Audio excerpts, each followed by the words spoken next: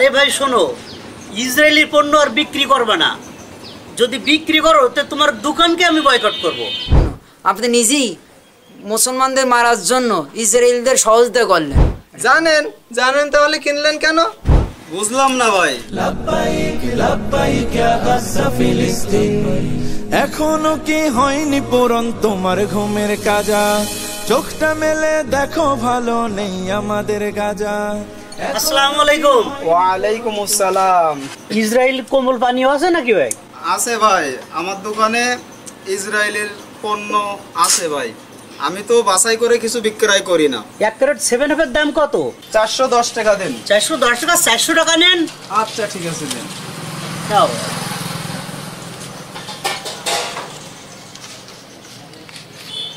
ঠিক আছে?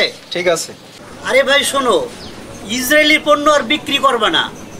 যদি বিক্রি করো তো তোমার দোকানকে আমি বয়কট করব।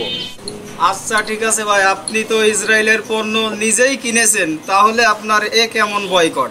আরে তুমি এটা বুঝবে না, এটা কেনার উদ্দেশ্য হলো ইসরায়েলের বিরুদ্ধে একটা প্রতিবাদ করা।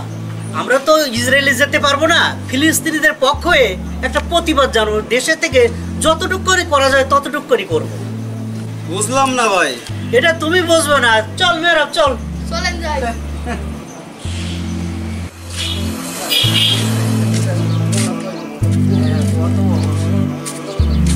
আচ্ছা তাড়াতাড়ি বাড়ি চলেন, দেরি আছে। চলো বাড়ি যাই। আসসালামু আলাইকুম। ওয়ালাইকুম আসসালাম। কি ব্যাপার কাকা, আপনি ইসরায়েলের পণ্য কিনলেন? আপনি জানেন না মুসলমানদের জন্য ইসরায়েলের পণ্য কিনা হারাম? আরে জানি তো। জানেন জানেন তাহলে কিনলেন কেন? আরে তাহলে শোনো, এই 1 ক্যারেট ইসরায়েলি পণ্য কিনেছি এই কারণে, এটা বাড়ি নিয়ে যেয়ে ঢেলে লাইভে যেয়ে প্রতিবাদ করার জন্য। এরা আমি লাইভে যেয়ে ঢেলে প্রতিবাদ জানাবো এবং সবাইকে বলবো যে আমার সাথে আসে আমার মতন প্রতিবাদ করেন। কিরে ভালো হবে না মেহরাব? হ্যাঁ জি আপু, ভালোই হবে। আপনার মাথায় গন্ডগোল আছে। এটা তুমি কি কও? কাকা তাহলে শোনেন, আপনি যে আবেগবশত ইসরায়েলি পণ্যটা কিনলেন নিজের পকেটের টাকা দিয়ে ফিলিস্তিনের পক্ষে প্রতিবাদ করার জন্য, আপনি নিজেই মুসলমানদের মারার জন্য ইসরায়েলদের সহযোগিতা করলেন। সহযোগিতা করলাম তার মানে কি? এটা আপনি কি কান হুজুর? কাকা শোনেন, আপনি নিজেও ইসরায়েলের পণ্য বয়কট করবেন এবং আরেকজনকেও বয়কট করাবেন বুঝলাম, কিন্তু আপনি যে নিজের পকেটের টাকা দিয়ে ওই ইসরায়েলের পণ্য দোকান থেকে গিয়ে কিনে আনলেন সেদিকে আপনার খেয়াল আছে? শোনেন, আপনি নিজের পকেটের টাকা দিয়ে যে ওই পণ্যটা কিনলেন তার ভাগ তো ইসরায়েল পেয়েই যাবে।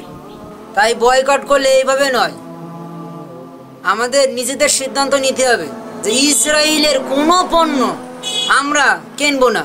তা যে কোনো সংস্থায় যে কোনো পরিস্থিতি আমরা পড়ি না কেন, আর এটাই হবে আমাদের বয়কট।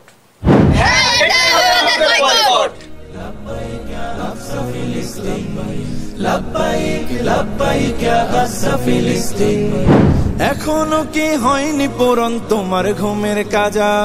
চোখটা মেলে দেখো ভালো নেই আমাদের গাজা। এখনো কি হয়নি পূরণ তোমার ঘুমের কাজা?